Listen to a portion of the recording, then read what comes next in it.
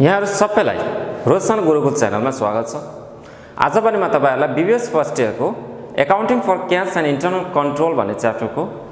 Bank reconciliation स्टेटमेन्टको एउटा complete format र त्यसको के एडजस्टिङ इन्ट्रीज को पार्ट लिएर उपस्थित भइसकेको छु। र सुरु गरौँ आजको क्लासमा। आजको क्लासतर्फ कुनै पनि एउटा हामीले बैंकमा कुनै पनि कम्पनीको खाता हुने गर्दछ, कुनै पनि कम्पनीको अकाउन्ट हुने गर्दछ। त्यो अकाउन्ट मेन्टेन गर्ने क्रममा हामी कम्पनीले पनि एउटा सानो बुक राख्ने गर्छ, एउटा सानो रेकर्ड राख्ने काम गर्छ। हो त्यो रेकर्डलाई हामी भन्ने गर्छौं क्याश बुक, हो त्यो बुकलाई हामी भन्ने गर्छौं क्याश बुक। र बैंकले पनि एउटा रेकर्ड राख्ने काम गर्छ। एभ्री ट्रान्ज्याक्सन पछि बैंकले पनि रेकर्ड गर्ने काम गर्छ र त्यो बुकलाई हामी भन्ने गर्छौं पासबुक भनेर भन्ने गर्छौं। अब कम्पनीको क्याश बुक र बैंकको पासबुक बीचमा केही न केही डिफरेन्सेसहरु आउन सक्छ कुनै पनि रिजनले। अब कुन-कुन कुराहरु चाहिँ कुन-कुन ट्रान्ज्याक्सनहरुले चाहिँ ती कुराहरुमा क्याश बुकको कम्पनीमा भएको क्याश बुक र बैंकमा भएको बैंक स्टेटमेन्टहरुको बीचको डिफरेन्सेस चाहिँ के रिजनले आउने रहेछ, कुन-कुन ट्रान्ज्याक्सनले आउने रहेछ र तिनीहरुलाई चाहिँ के गर्ने काम गरिन्छ, एडजस्ट गर्ने काम गरिन्छ। ती जति पनि एररहरु आउँछन् या ती जति पनि ट्रान्ज्याक्सनले जसले चाहिँ ब्यालेन्सलाई मिसम्याच गर्ने काम गर्छ, ती ट्रान्ज्याक्सनहरुलाई चाहिँ हामीले यहाँनेर एडजस्ट गर्नुपर्ने हुन्छ। त्यसैले हामी भन्ने गर्छौं बैंक रिकन्सिलिएसन स्टेटमेन्ट। कम्पनीसँग हुने गर्दछ क्याश बुक र बैंक स्टेटमेन्टसँग हुने गर्दछ बैंकसँग हुने गर्दछ बैंकको स्टेटमेन्ट। अब कम्पनीसँग हामीले सपोज कुनै पनि बैंकमा चाहिँ हामीले डिपोजिट गर्न पठायौं भने हामीले त्यसलाई सपोज 1 लाख रुपैयाँ डिपोजिट गर्न पठायौं भने त्यो 1 लाख रुपैयाँ चाहिँ हामीले डेबिट साइडमा लेख्ने गर्छौं हाम्रो क्याश बुकमा चाहिँ। भने विथड्र गर्यौं भने सपोज 50,000 रुपैयाँ विथड्र गर्यो भने त्यसलाई हामी लेख्ने गर्छौं क्रेडिट साइडमा। भने बैंकको लागि चाहिँ जस्ट अपोजिट हुन्छ त्यो। तपाईहरुले सपोज बैंकमा डिपोजिट पैसा गर्नु भएको छ, तपाईको टङ्ग गरेर मोबाइलमा मेसेज आउँछ your account has been credited by dash dash dash dash rupees भनेर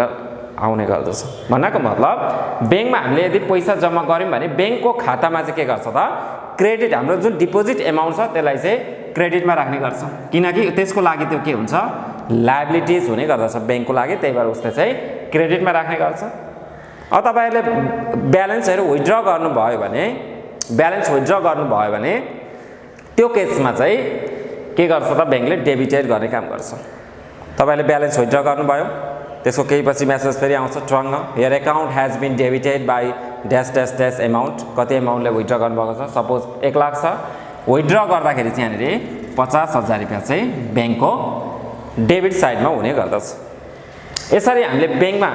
कम्पनीको क्याश बुकमा यसरी डेबिट र क्रेडिट, डेबिटमा लेखेको कुरो क्रेडिटमा लेख्ने गर्छ किनकि बैंकको लागि त्यो लायबिलिटीज क्रिएट हुन्छ डिपोजिट, त्यही भएर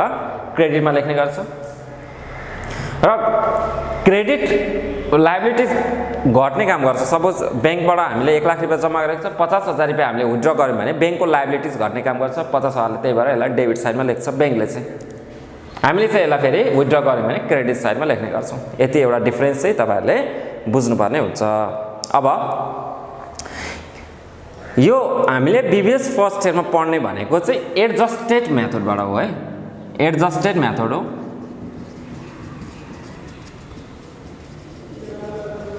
तपाईले क्लास 11 मा पनि बैंक रिकन्सिलिएसन स्टेटमेन्ट पढेर आउनु भएको थियो,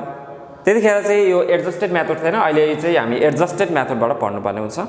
र यसमा चाहिँ यो मेथडबाट चाहिँ बैंकको स्टेटमेन्टलाई पनि बैंकले ब्यालेन्स गर्नुपर्ने हुन्छ, एडजस्ट गर्नुपर्ने हुन्छ। कुन-कुन स्टेटमेन्ट चाहिँ कुन-कुन कुराहरुले चाहिँ बैंकको स्टेटमेन्टमा इफेक्ट पार्छ त्यही कुराहरुले बैंकको स्टेटमेन्टमा एडजस्ट गरिन्छ।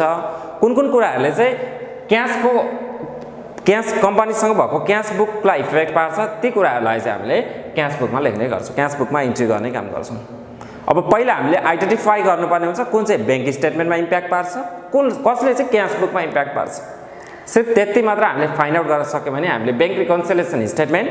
एडजस्टेड मेथडबाट सजिलैसँग फाइन्ड आउट गर्न सक्नेछौं। र पहिलो नम्बरमा हामी यहाँ लेख्ने छौं balance as per bank statement भनेर लेख्नुपर्ने हुन्छ।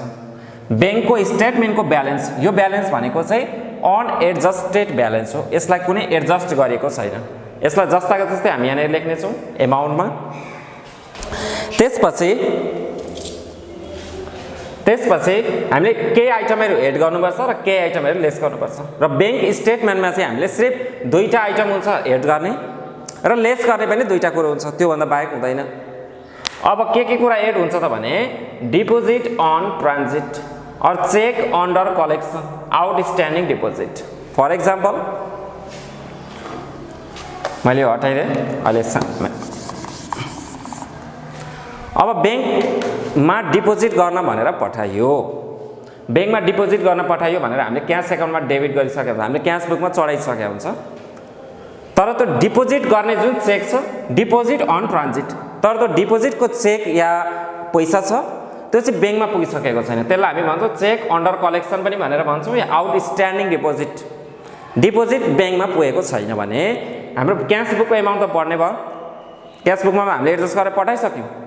अब यसको एडजस्टमेन्ट अर्को कहाँ गर्नु पर्यो त बैंकको स्टेटमेन्टमा पनि हामीले यसलाई चढाउनु पर्यो। बैंकको स्टेटमेन्टमा चढाएन भने के हुन्छ 1 लाख रुपैयाँ हामीले बढी ब्यालेन्स क्याश कम्पनीको क्याश बुकमा देखाउने गर्छ, त्यही भएर यसलाई चाहिँ हामीले बैंकको ब्यालेन्समा पनि देखाउनु पर्ने हुन्छ। 1 लाख रुपैयाँ क्रेडिट साइडमा देखाइन्छ बैंकको ब्यालेन्स चाहिँ। अब यसले चाहिँ खासै इम्प्याक्ट यहाँनिर मतलब भएन, हामीले सानो कन्सेप्टको लागि मात्र लेखेँ मैले डेबिट क्रेडिट चाहिँ। अब डिपोजिट अन ट्रान्जिट भन्यो होइन, 1 लाख रुपैयाँ हामीले कम्पनी क्याश बुकमा चढायौँ। अब एडजस्ट गर्नको लागि बराबर बनाउनको लागि हामीले फेरि बैंकको स्टेटमेन्टमा नि यो पार्ट चाहिँ केमा जाने रहेछ त बैंकको स्टेटमेन्टमा होइन, ब्यालेन्स एज पर बैंक स्टेटमेन्टमा चाहिँ एड हुने रहेछ। चेक अन्डर कलेक्सन भनौँ, आउटस्ट्यान्डिङ डिपोजिट भनौँ या डिपोजिट एन्ड ट्रान्जिट भनेर भनेको छ भने भन्नको मतलब क्याश बुकमा चेक एडजस्ट गरिसक्यो, पैसा एडजस्ट गरिसक्यो, चढाइसक्यो, तर बैंकको स्टेटमेन्टमा त्यो डिपोजिट हुन बाँकी छ भने त्यो एमाउन्टमा हामीले एड गर्नुपर्ने हुन्छ। अब अर्को एउटा छ बैंकको एरर। बैंकको एरर अब कस्तो खालको बैंकको एरर राख्ने भने suppose if bank error reduces the bank balance, यदि बैंकको एररले चाहिँ बैंकको ब्यालेन्स घटाउँछ भने हो त्यस्तो केसमा हामीले के राख्नु पर्यो त्यसलाई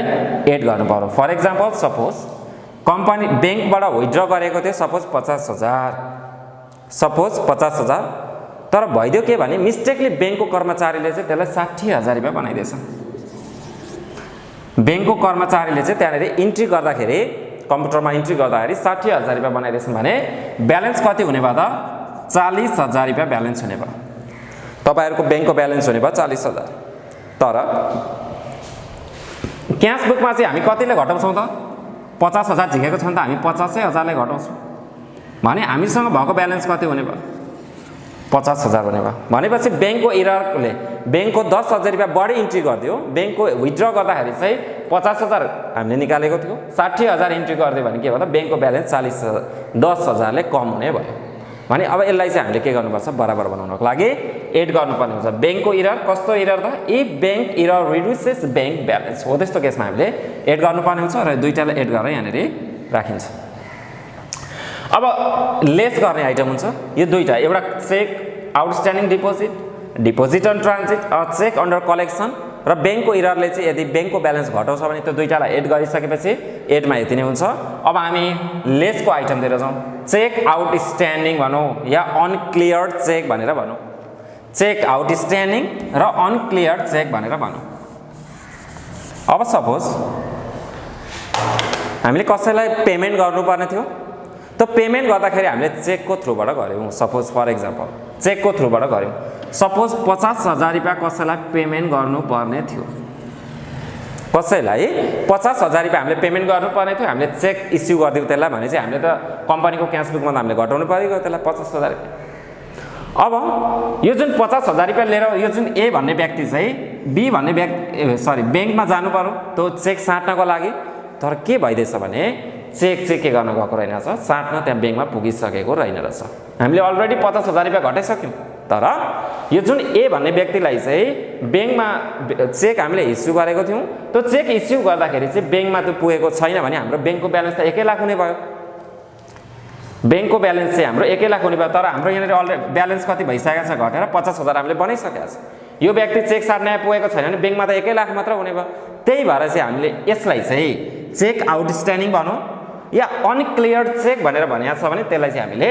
लेस गर्नुपर्ने हुन्छ। अब यहाँनिर फेरि अब यो लेस गरिसकेपछि 50,000 घटाइसकेपछि यहाँनिर फेरि ब्यालेन्स चाहिँ के आउँछ योसँग बराबर हुन्छ त्यही भएर हामीले यसलाई लेस गर्नुपर्ने हुन्छ अनक्लियर चेक भनौँ या चेक आउटस्ट्यान्डिङ भनेर भनौँ भने त्यसलाई लेस गर्नुपर्छ म तपाईलाई क्वेसन गराउँदाखेरि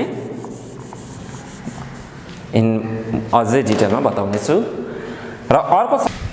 अब बैंकको इरर कस्तो टाइपको बैंकको इरर चाहिँ भने बैंकको इररले चाहिँ यदि बैंकको ब्यालेन्स बढाइदिन्छ भने त्यस्तो टाइपको इररलाई चाहिँ हामीले लेस गर्नुपर्ने हुन्छ अगाडि बैंकको इररले यदि घटाइदिएको छ भने एड गर्ने बढाइदिएको छ भने लेस गर्नुपर्छ म एक्जाम्पल सहित देखाउँछु तपाईहरुलाई सपोज बैंकबाट हामीले चाहिँ 50,000 रुपैयाँ विथड्र गरेको थियौं त्यो 50,000 रुपैयाँ हामीले कम्पनीको क्याश बुकमा पर्फेक्टली रेकर्ड गरेका छौं 50,000 रुपैयाँ हाम्रो ब्यालेन्स भयो अगाडि 1 लाख थियो अब बैंकको स्टेटमेन्टमा चाहिँ बैंकको कर्मचारीले चाहिँ 50,000 घटाउनु पर्ने घटाइदैछ 40,000 मात्र भने यो केसमा बैंकको ब्यालेन्स हुने भयो 60,000 अब बराबर बनाउन के गर्नु पर्यो माइनस गर्नु पर्यो लेस गर्नु पर्यो यसलाई बैंकको एरर कस्तो एरर त if bank error increases bank balance बैंकको ब्यालेन्स इन्क्रिज भयो भने त्यस्तो टाइपको एररलाई हामीले लेस गर्नुपर्ने हुन्छ अब यो दुईटै यो अमाउन्ट एड गर्ने यो अमाउन्ट अगाडिको जुन अनएडजस्टेड ब्यालेन्स छ त्यसमा एड गर्ने र यो अमाउन्ट लेस गरिसकेपछि हाम्रो आउने गर्छ अनएडजस्टेड ब्यालेन्स एज पर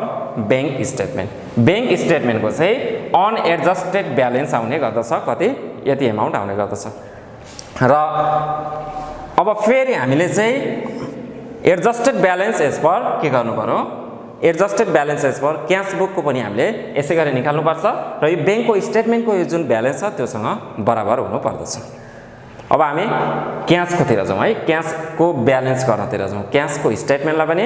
अनएडजस्टेड जुन छ त्यसलाई पनि एडजस्टेड बनाउनतिर लागौँ अघि हामीले बैंकको स्टेटमेन्टलाई ब्यालेन्स गर्यौं भने अब यसै गरी हामीले क्याशसँग हामी कम्पनीसँग भएको क्याश बुकलाई पनि ब्यालेन्स गर्नुपर्छ बेग्लै ब्यालेन्स गर्नुपर्छ माथिपट्टि बैंकलाई ब्यालेन्स गर्ने तलपट्टि क्याशलाई ब्यालेन्स गर्ने अब यहाँनिर मैले क्याशको मात्र लेखेको छु अगाडि हामीले बैंकको स्टेटमेन्टलाई ब्यालेन्स गर्ने काम गर्यौं त्यसलाई हामीले एउटै फर्मेटमा लेख्नुपर्ने हुन्छ हामीले क्वेसनहरुलाई सोलुसन गर्दाखेरि अब जसरी हामीले अगाडि लेखेका थियौं bank balance as per bank statement भनेर लेखेका थियौं भने अब हामी यहाँनिर balance as per cash book भनेर लेख्छौं यो ब्यालेन्स चाहिँ कस्तो ब्यालेन्स हो अनएडजस्टेड ब्यालेन्स यसलाई एडजस्ट गरिएको ब्यालेन्स भने होइन यसलाई हामीले यहाँनिर लेख्ने छौं अब केही आइटम हामी यहाँनिर एड गर्छौं भने केही आइटमहरु लेस गर्छौं अब जानौं के आइटम हामी एड गर्छौं र के आइटम हामी लेस गर्ने गर्दछौं अब amount directly deposited by customer भनेर भन्यो कस्टमरले चाहिँ बैंकमा गएर चाहिँ हामीले कुनै पनि कस्टमरलाई बाँकीमा सामान बेचेको थियौं र त्यो कस्टमरले चाहिँ बैंकमा गएर चाहिँ डाइरेक्टली के गरेछ डिपोजिट गरिदिने काम गरेछ जुन चाहिँ हामीलाई थाहा छैन भने अब के गर्नु पर्यो त हामीले बैंकमा गएर चाहिँ त्यसले डिपोजिट गर्दियो सपोज 1 लाख रुपैयाँ हाम्रो दुवै जनाको ब्यालेन्स थियो 1 लाख रुपैयाँ हामीसँग हुन्छ डेबिट ब्यालेन्स बैंक हुन्छ हाम्रो क्रेडिटमा लेख्ने गर्छ बैंकले चाहिँ अगाडि नै मैले भनेको थिएँ अब 1 लाख रुपैयाँ छ सपोज 20,000 रुपैयाँ कुनै कस्टमरलाई हामीले बाँकीमा बेचेछौं त्यसले गएर चाहिँ डाइरेक्टली बैंकमा चाहिँ क्रेडिट जम्मा गर्दैछ भने बैंकको ब्यालेन्स कति हुने भयो 1,20,000 मात्र हुने भयो भने हाम्रो त ब्यालेन्स 1 लाख मात्र छ बैंकमा त गएर एडजस्ट गर्दै बैंकमा त गएर डिपोजिट गर्दिसक्यो हामीसँग चाहिँ 1 लाख मात्र छ भने अब बराबर बनाउनको लागि हामीले यसलाई एड गर्नु पर्यो भनेको मतलब अमाउन्ट डाइरेक्टली डिपोजिटेड बाइ कस्टमरले चाहिँ गएर डाइरेक्टली बैंकमा डिपोजिट गर्दै भने हाम्रो कम्पनीको क्याश बुकमा पनि त्यसलाई जोड्नु पर्छ है भनेर भनेको हो अब यहाँनिर यसलाई चाहिँ हामीले प्लसमा राख्यौं त्यही भएर अब अर्को छ इलेक्ट्रोनिक फन्ड ट्रान्सफर यानी EFT रिसिप्ट है यो इलेक्ट्रोनिक फन्ड ट्रान्सफर पनि यो चाहिँ रिसिप्टको पार्ट हो पेमेन्टको पार्ट पनि हुन्छ अलि डिस्कस गरौँला त्यसलाई suppose electronic fund transfer EFT receipt भनेर भन्यो अब सपोज EFT रिसिभ गर्यो फर एक्जाम्पल कसैले हामीले इन्ट्रेस्टहरु भयो हैन कुनै पनि इन्कमहरु भयो हामीले रिसिभ गर्नुपर्ने थियो सपोज कसैबाट भने तर उसले चाहिँ के गरेन त हामीलाई डाइरेक्टली क्याश पे गरेन उसले चाहिँ के गर्यो मोबाइल बैंकिङबाट चाहिँ हाम्रो एकाउन्टमा डाइरेक्टली डिपोजिट गर्दैछ हाम्रो एकाउन्टमा चाहिँ डाइरेक्टली हामीले चाहिँ रिसिभ गर्दै इलेक्ट्रोनिकको थ्रुबाट हैन मोबाइल बैंकिङकोबाट भयो अहिले कनेक्ट आइपीएस छ हैन ई सेवाको थ्रुबाट फोन पे जेको थ्रुबाट चाहिँ हाम्रो बैंक एकाउन्टमा चाहिँ डाइरेक्टली डिपोजिट गर्दैछ भने के भयो त्यो इलेक्ट्रोनिकको मार्फतबाट हामीले रिसिभ गर्यौं भनेको इलेक्ट्रोनिक फन्ड ट्रान्सफर यो चाहिँ के हो त रिसिप्टको पार्ट हो रिसिभ गऱ्यौँ भने हाम्रो ब्याङ्कको ब्यालेन्स सपोज 20,000 रुपियाँ लिनुपर्ने थियो भने के भयो त ब्याङ्कको ब्यालेन्स त हाम्रो अटोमेटिकली बढ्ने भयो ब्याङ्कको स्टेटमेन्टमा त देखाइहाल्छ एक क्लिकमै हैन एक क्लिक गर्ने बित्तिकै के आउँछ त ब्याङ्कको अटोमेटिकली ब्यालेन्स ट्रान्सफर हुन्छ र हाम्रो ब्याङ्क स्टेटमेन्टमा त देखायो तर हामीले कम्पनीले जुन रेकर्ड गरेको क्यास बुक हुन्छ रेकर्ड राख्ने क्यास बुक त्यसमा चाहिँ त्यो इलेक्ट्रोनिक मार्फत जुन ब्याङ्कमा डाइरेक्टली एमाउन्ट डिपोजिट भएको थियो डाइरेक्टली एमाउन्ट ट्रान्सफर गरेर हामीले रिसिभ गरेको थियौँ इलेक्ट्रोनिक मार्फत त्यो चाहिँ हाम्रो ब्याङ्कको एकाउन्टमा चाहिँ सरी क्यासको एकाउन्टमा हाम्रो कम्पनीसँग भएको कम्पनीको बुकमा हामीले त्यसलाई रेकर्ड गरेको हुँदैन त्यही भएर यसलाई हामीले यहाँनिर एड गरिसकेपछि ब्याङ्कको ब्यालेन्ससँग बराबर हुने गर्दछ त्यही भएर यसलाई हामीले एड गर्नुपर्ने हुन्छ यदि इलेक्ट्रोनिक मार्फत यानि कुनै पनि मोबाइल ब्याङ्किङको थ्रुबाट होस् कुनै पनि इन्टरनेटको थ्रुबाट होस् हामीले पैसा रिसिभ गऱ्यौँ भने त्यसलाई चाहिँ हामीले क्यास बुक स्टेटमेन्ट क्यास ब्यालेन्समा चाहिँ जोड्नुपर्ने हुन्छ अर्को छ interest earned or interest on bill collected suppose हामीले 1 लाख रुपियाँ 1 लाख रुपियाँको कुरो गऱ्यौँ हाम्रो ब्याङ्कको ब्यालेन्स 1 लाख छ 1 वर्ष भएछ अरे सपोज भने ब्याङ्कले के गर्छ 10% इन्ट्रेस्ट रेट छ अरे सपोज भने ब्याङ्कले चाहिँ के गर्छ त 10,000 रुपियाँ चाहिँ हाम्रो एमाउन्टमा चाहिँ डाइरेक्टली के गरिदिन्छ अटोमेटिकली जोडिदिन्छ त्यो जुन एकाउन्टिङ पिरियड इन्ड हुन्छ त्यो 3 महिना पनि हुनसक्छ त्यो 6 महिना पनि हुनसक्छ 1 वर्ष पनि हुनसक्छ मन्थली पनि हुनसक्छ कुन छ कति महिनामा हामीले चाहिँ ब्याज रिसिभ गर्छौँ त्यही अनुसार हुन्छ अब ब्याङ्कको स्टेटमेन्ट त बढ्ने भयो ब्याङ्कले ब्याङ्कको एमाउन्ट सरी इन्ट्रेस्टको एमाउन्ट चाहिँ हाम्रो एकाउन्टमा हालिदिएको छ भने त्यो एमाउन्ट त बढ्ने भयो तर हाम्रो क्यास बुकमा चाहिँ त्यसलाई एडजस्ट गरिएको हुँदैन हाम्रो क्यास बुकमा चाहिँ त्यसलाई चढाउन बाँकी हुन्छ क्यास हामीले ब्याङ्कले चाहिँ इन्ट्रेस्ट हाम्रो खातामा जम्मा गरिदियो भने हाम्रो खातामा पनि त्यसलाई रेकर्ड गर्नुपर्ने हुन्छ यहाँनिर रेकर्ड गरिसकेपछि मात्र बराबर हुन्छ यहाँ 10,000 एड गरेपछि मात्र बराबर हुन्छ त्यही भएर यसलाई हामीले इन्ट्रेस्ट अर्न भनौँ या इन्ट्रेस्ट अन बिल कलेक्टेड हैन जति पनि हाम्रो पाउनुपर्ने बिलहरू छ त्यसमा यदि इन्ट्रेस्टहरू कलेक्टेड ब्याङ्कले नै कलेक्टेड गरिदियो भने ब्याङ्कले नै लिइदियो भने ती सबैलाई हामीले एड गर्नुपर्ने हुन्छ यहाँनिर अर्को छ bills or notes receivable collected by bank अगाडि इन्ट्रेस्टको कुरो थियो भने अहिले बिल्स रिसिभेबलहरू भयो नोट्स रिसिभेबलहरू जुन हामीले पाउनुपर्ने पैसा थियो हामीले सर्ट टर्म लोनहरू भयो हैन ती कुराहरू चाहिँ ती आइटमहरू चाहिँ जुन हामीले पाउनुपर्ने पैसा थियो त्यो चाहिँ ब्याङ्कले नै के गर्दैछ कलेक्ट गर्दैछ ब्याङ्कले नै त्यो पैसा हाम्रो बिहाफमा उठाइदिएछ भने अब ब्याङ्कले चाहिँ के गर्ने भयो ब्याङ्कले कलेक्ट गरिदियो भनेपछि सपोज 10,000 रुपियाँ थियो अरे भने के हुन्छ ब्याङ्कले चाहिँ त्यसलाई आफ्नो स्टेटमेन्टमा हाम्रो खातामा चढाइदिन्छ तर त्यो एमाउन्टलाई चाहिँ हामीले हाम्रो क्यास बुकमा चाहिँ एड गर्न बाँकी हुन्छ त्यही भएर यसलाई चाहिँ हामीले यहाँनिर 10,000 रुपियाँ एड गर्नुपर्ने हुन्छ त्यही भएर यसलाई हामीले एडमा लेख्यौँ र लास्टमा एउटा छ क्यासको error if error reduces cash balance क्यासको इरर है क्यासमा हाम्रो क्यास बुकमा आउने इरर तर कस्तो टाइपको त भने त्यो इररले चाहिँ हाम्रो क्यास बुकको ब्यालेन्स घटाउँछ भने त्यसलाई चाहिँ हामीले एड गर्नुपर्ने हुन्छ अब कस्तो ब्यालेन्स त सपोज फर एक्जाम्पल हामीले 50,000 रुपियाँको चेक इस्यु गरेका थियौँ 50,000 को चेक इस्यु गरेको थियौँ तर मिस्टेकले के भएछ भने 60,000 रुपियाँ चाहिँ हामीले लेखेछौँ यहाँनिर लेख्नुपर्ने थियो 50,000 लेख्यौँ कति हामी मिस्टेकले भने 60,000 लेख्यौँ अगाडि ब्याङ्कमा त्यो गरेर त 50,000 60 छ ब्याङ्कको ब्यालेन्स त 50,000 जति हुनुपर्ने हो त्यति नै हुन्छ तर हामीले चाहिँ के गर्यौँ 50,000 लेख्नुपर्ने ठाउँमा मिस्टेकले 60,000 रुपियाँ लेख्थ्यौँ भने हामीले चाहिँ हाम्रो क्यास बुकमा चाहिँ कति भयो त ब्यालेन्स भने 40,000 मात्र भयो तर ब्याङ्कको स्टेटमेन्टमा त्यो गरेर चेक त 85,000 60 छ इस्यु गरेको चेक त 85,000 थियो त्यही भएर ब्याङ्कको ब्यालेन्स भयो 50,000 हाम्रो ब्यालेन्स भयो 40,000 भनेपछि हामीले त्यसलाई पनि जोड्ने गर्छौँ यदि क्यासको इरर हैन क्यास बुकमा आउने इरर तर कस्तो इरर त त्यो इररले चाहिँ हाम्रो क्यासको ब्यालेन्स घटाउँछ भने त्यस्तो इररलाई चाहिँ हामीले यहाँनिर जोड्नुपर्ने हुन्छ र यी सबै जोडिसकेपछि के आउँछ टोटल एमाउन्ट एड गर्नुपर्ने आउँछ अब जाउँ लेसको पार्टमा कस्तो कस्तो आइटमहरू चाहिँ लेस गर्नुपर्ने हुन्छ त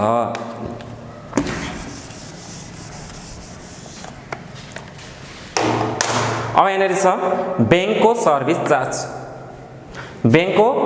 चार्ज कुनै पनि ब्याङ्कले खर्च काटोस् हैन।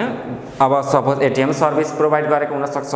मोबाइल ब्याङ्किङ सर्भिस प्रोभाइड गरेको हुन सक्छ, तपाईलाई अब विभिन्न सर्भिसहरू प्रोभाइड गरिरहेको हुन्छ ब्याङ्कले। त्यो ब्याङ्कले चाहिँ के गर्छ त, त्यो सर्भिस प्रोभाइड गरे बापत चार्ज सर्टेन एमाउन्ट चाहिँ चार्ज लिने गर्छ। हामीले हाम्रो ब्यालेन्सबाट त्यसलाई घटाइदिने काम गर्छ। सपोज 500 रुपैयाँ चाहिँ के थियो अरे हाम्रो 1 वर्षको चार्ज थियो सर्भिस। हामीले ब्याङ्कलाई सर्भिस प्रोभाइड ब्याङ्कले चाहिँ हामीलाई विभिन्न सर्भिस प्रोभाइड गरे बापत चाहिँ 500 रुपैयाँ वर्षको काट्छ भने अब यो 500 रुपैयाँ चाहिँ हामीले चाहिँ यो कम हाम्रो क्यास ब्यालेन्समा त घटाएको हुँदैन, ब्याङ्कले त घटाइदिन्छ अटोमेटिकली। तर हाम्रो कम्पनीको क्यास बुकमा त्यसलाई त घटाउनु पर्यो, किनकि हामीले त ब्याङ्कको स्टेटमेन्ट र हाम्रो हामीसँग भएको स्टेटमेन्ट चाहिँ बराबर हुनुपर्दछ। त्यही भएर बराबर बनाउनको लागि हामीले यसलाई लेस गर्नुपर्ने हुन्छ। अर्को छ एउटा एनएसएफ चेक भन्ने। अब यसलाई एनएसएफ चेक भनेर यदि भनिएको छ भने आँखा चिम्लेर यसलाई तपाईहरुले चाहिँ ब्याङ्क क्यास स्टेटमेन्टमा हैन क्यास ब्यालेन्समा चाहिँ घटाइदिन सक्नुहुन्छ आँखा चिम्लेर। अब यसलाई किन घट्छ त भन्ने कुरा बुझ्नु यसलाई। सपोज फर एक्जाम्पल तपाईहरुले कसैलाई बाँकी सामानमा बेच्नु भएको थियो, 30,000 रुपैयाँ चाहिँ तपाईहरुले पाउनु पर्ने पैसा थियो, तर उसले चाहिँ क्यासको फर्ममा नदिएर चाहिँ तपाईहरुलाई चेकको फर्ममा दिएछ अरे। सपोज 30,000 रुपैयाँ चाहिँ अब उसले तपाईहरुलाई चेक दिइसकेपछि तपाईहरुले यहाँनिर 30,000 रुपैयाँ त जोड्नुहुन्छ कम्पनीको क्यास बुकमा। अब यो 30,000 रुपैयाँ लिएर कहाँ जानुभयो तपाईहरु, ब्याङ्क जानुभयो डिपोजिट गर्नु। त्यो क्यास जुन कस्टमरले हामीलाई 30,000 को चेक दिएको थियो यो चेक लिएर चाहिँ गएर तपाईहरुले ब्याङ्कमा जानुभयो भने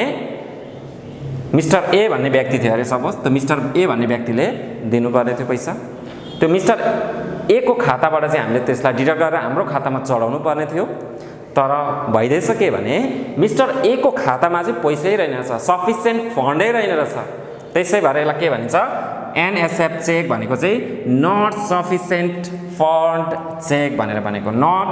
सफिसिएन्ट फन्ड चेक भनेर भनेको एन्ड फिस। यसमा लाग्ने फिस पनि जे छ त्यसलाई हामीले घटाउनु पर्ने हुन्छ। किन घटाउनु पर्ने भने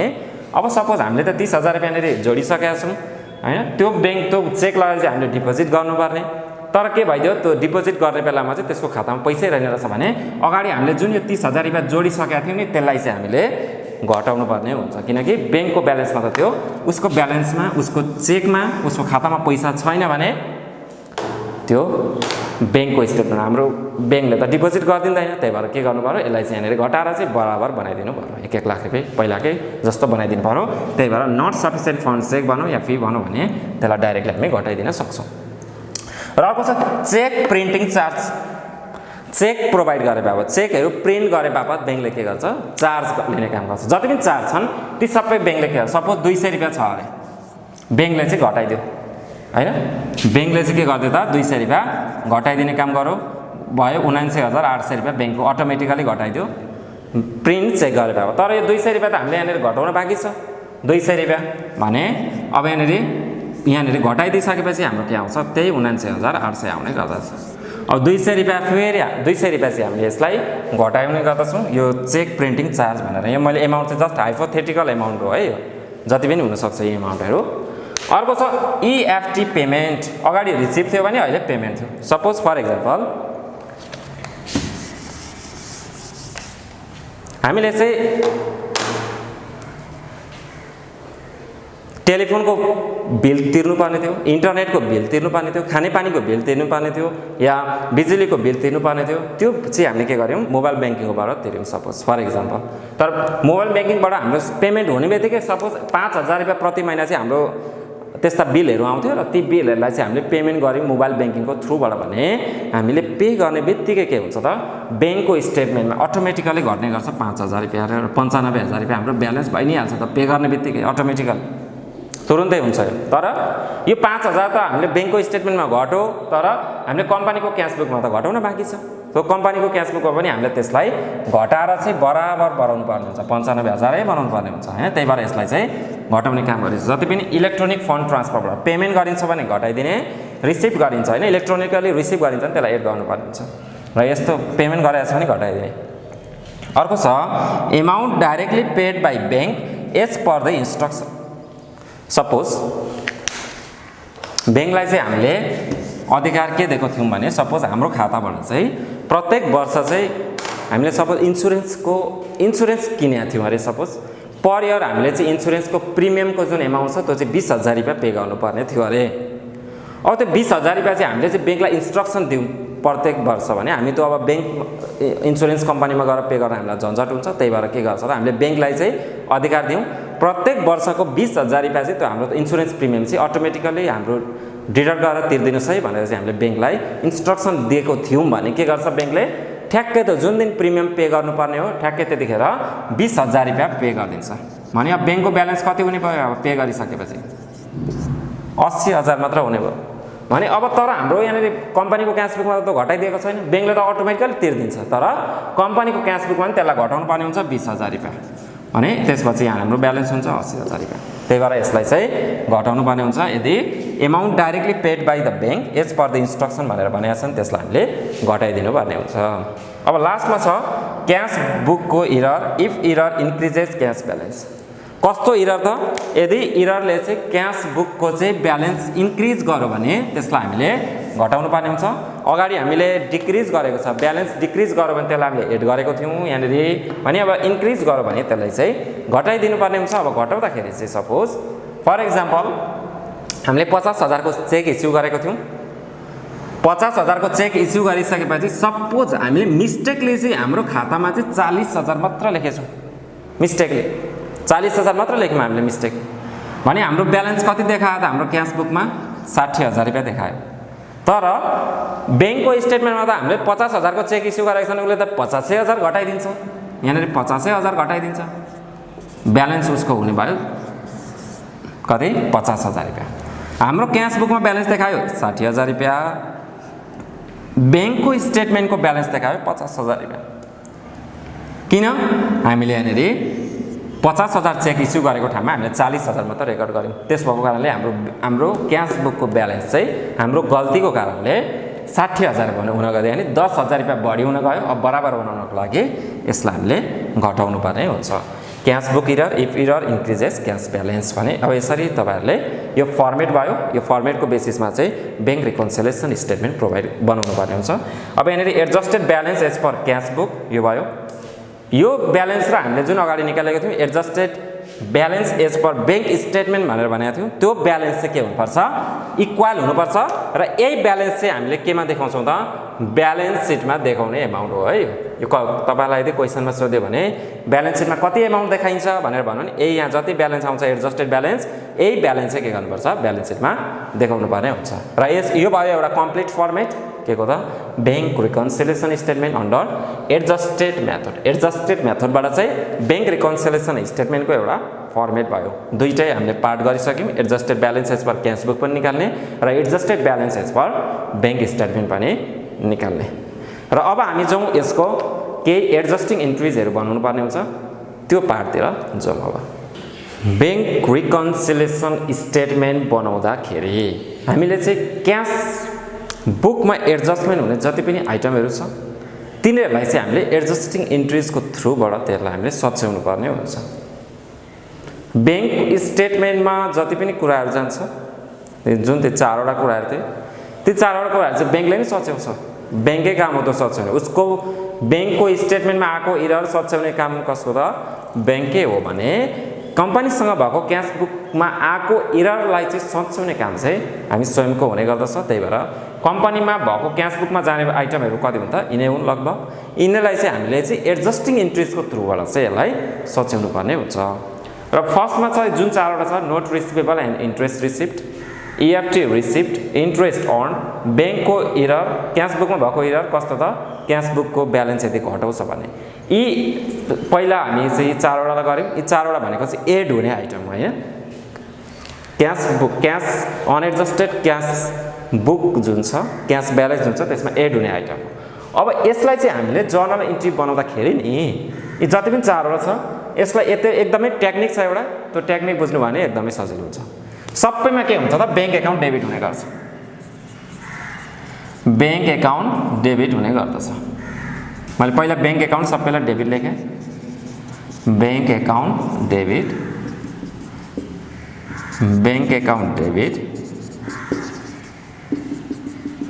र अर्कोको पनि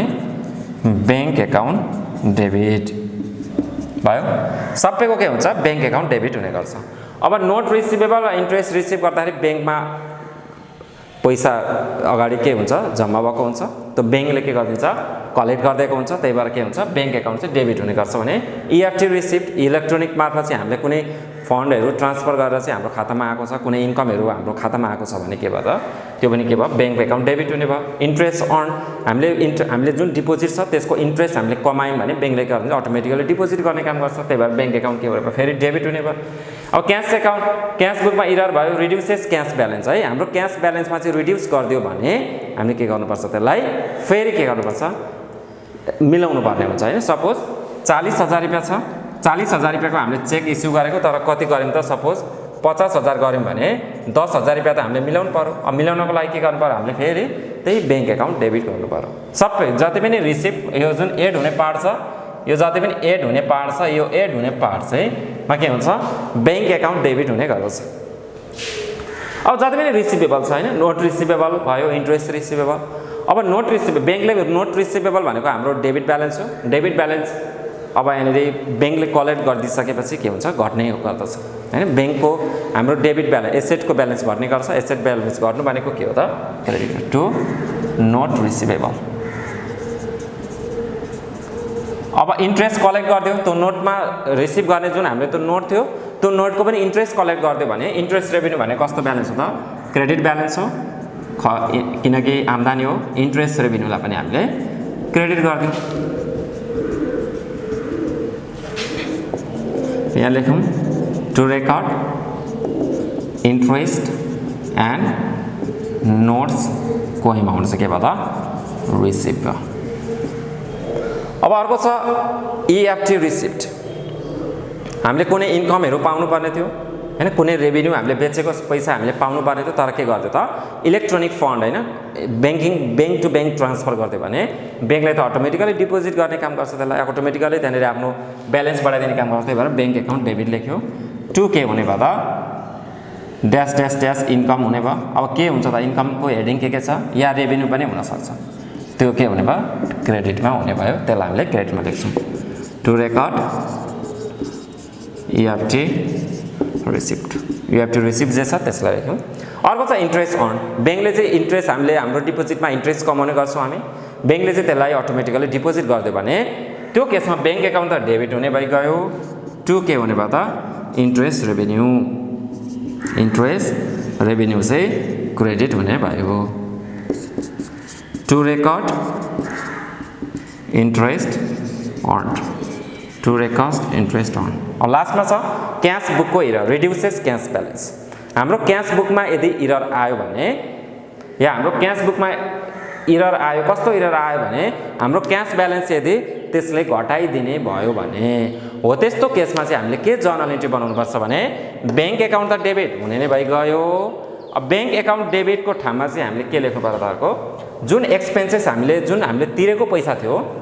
हैन चेक इस्यु गरेको पैसा थियो के को कारणले इस्यु गर्छ त कसैलाई हामीले तिर्नुपर्ने हुन्छ कि त एक्सपेन्सेसहरू हुनसक्छ अब त्यो कारणले यहाँनिर कि त एकाउन्ट पेएबल कि त एक्सपेन्सेस जे छ त्यही अनुसार हामीले लेख्नुपर्ने हुन्छ त्यो क्रेडिटमा लेख्नुपर्ने हुन्छ टु रेकर्ड के लेख्छौँ त हामी यहाँनिर error made in cash book हैन क्यास बुकको इररलाई चाहिँ हामीले त्यसलाई पनि हामीले रेकर्ड गर्यौँ अब यहाँ bank account debit to account payable किन लेख्यो भने अब क्यास बुकमा कतिखेर इरर आउँछ भने जब हामीले के गर्छ क्यास पे गर्छौँ अरूलाई पे गर्ने कन्डिसनमा हैन त्यो केसमा चाहिँ हामीले ओभरकास्टिङ भयो या बढी लेख्यो या घटी लेख्यो भने त्यहाँनिर क्यास बुकमा इरर आउने काम गर्दछ अब इरर हामीले तिर्नुपर्ने एक्सपेन्सेस हुन्छ कि त कसैलाई एक्सपेन्सेसहरू पे गर्दा भयो या हामीले सामान बाँकी लिएको थियो त्यसलाई हामीले पे गर्दा यानी एकाउन्ट पेएबल हैन त्यो केसमा हामीले के लेख्नु पर्यो त टु एकाउन्ट पेएबल लेख्नु पर्यो कि त एक्सपेन्सेस लेख्नु पर्यो के को कारणले घट्ने भयो त हामीले यही तिर्दाखेरि घट्ने गर्यो हैन फर एक्जाम्पल सपोज हामीले 10,000 रुपैयाँ तिर्नुपर्ने थियो कसैलाई भने हामीले रेकर्ड गर्दाखेरि चाहिँ 11,000 रुपैयाँ गरिदिउँ अब 1,000 रुपैयाँ चाहिँ के भयो त ओभर एक्सपेन्स हामीले एक्सपेन्सेस ओभर रेकर्ड गर्यौँ ओभर हामीले एक्सपेन्सेस रेकर्ड गर्यौँ अब यसलाई हामीले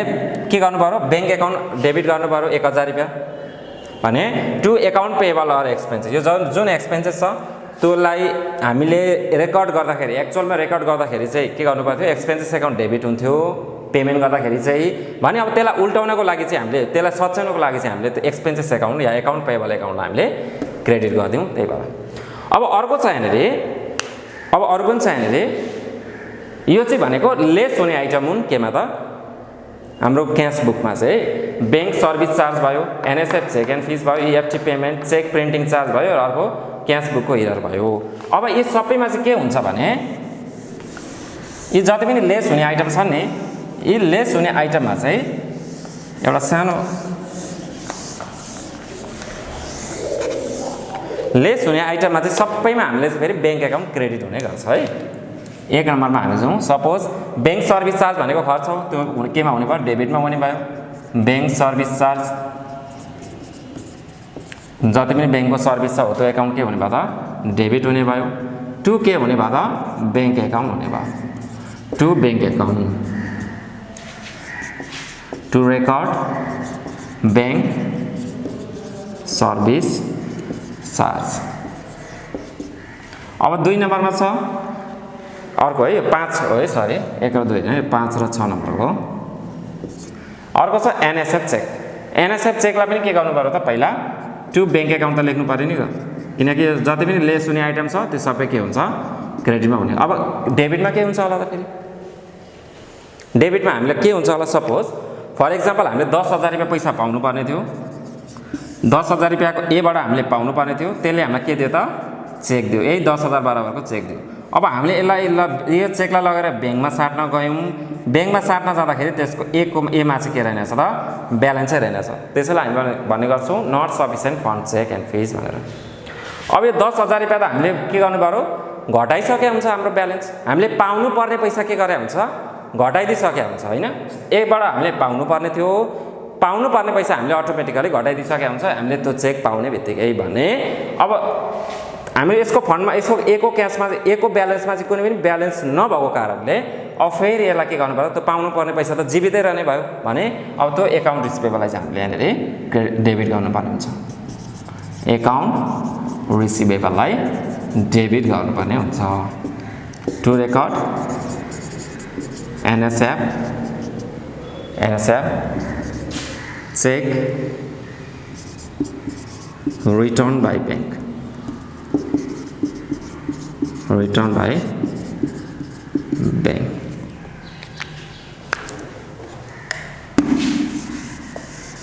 अर्को छ इएफटी पेमेन्ट इएफटीबाट कुनै खर्चहरू पेमेन्ट गरिएला कसैलाई दिनुपर्ने पैसाहरू पेमेन्ट गरिएला। अब त्यस्तो केसमा चाहिँ के हुन्छ बैंक एकाउन्ट फेरि के हुन्छ डेबिट त क्रेडिट त हुने भइगयो टु बैंक एकाउन्ट। अब डेबिटमा के हुने भयो त अब एक्सपेन्सेस भयो के एक्सपेन्सेस हुन्छ जुन पनि हुनसक्छ या कुनै पेमेन्टहरू भयो होइन एनी पेमेन्टहरू जुनसुकै पेमेन्ट होस् सबै यहाँनिर लेख्दिने electronic fund transfer to record EFT payment भनेर लेख्दिनु होला।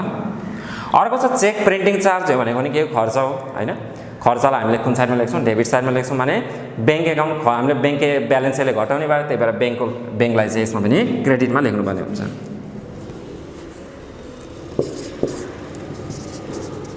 Bank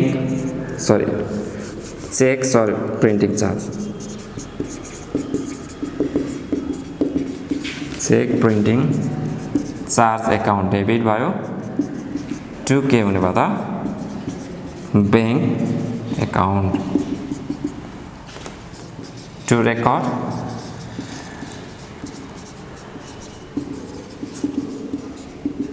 check printing charges. अब लास्टमा एउटा छ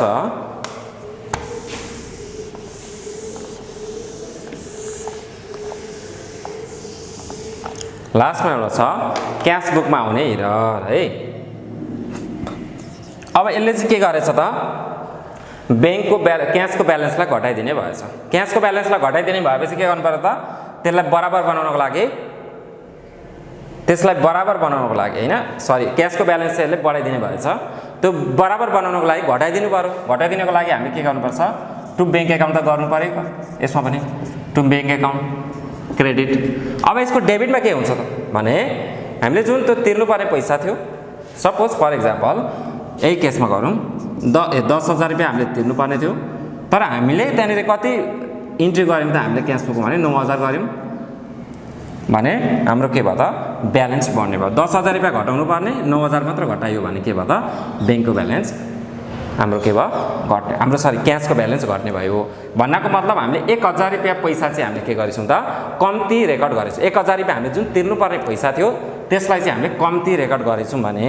हामीले यहाँनिर के गर्छौँ त account payable yeah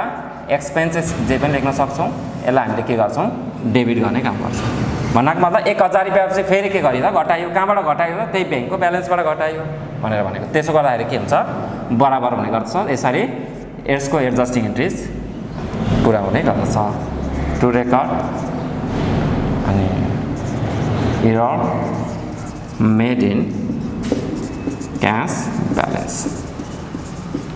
to record error made in cash balance. र यसरी तपाईहरुले एडजस्टिङ इन्ट्रिज र बैंक रेकन्सिलिएसन स्टेटमेन्ट सजिलैसँग कम्प्लिट गर्न सक्नुहुन्छ। यो भयो एउटा कम्प्लिट फर्मेट। एक फर्मेटको बेसिसमा रहेर चाहिँ सबै क्वेसनहरु सजिलैसँग सल्भ गर्न सकिनेछ। अबको नेक्स्ट पार्टमा भने म तपाईहरुलाई यसका केही सोलुसनहरु लिएर उपस्थित हुने नै छु। यो भिडियो तपाईहरुलाई कस्तो लाग्यो कृपया आफ्नो सल्लाह सुझाव र प्रतिक्रिया कमेन्ट बक्समा लेख्न पनि नभुल्नु होला। च्यानललाई सब्स्क्राइब, यसको बेल आइकन दबाउन पनि नभुल्नु होला।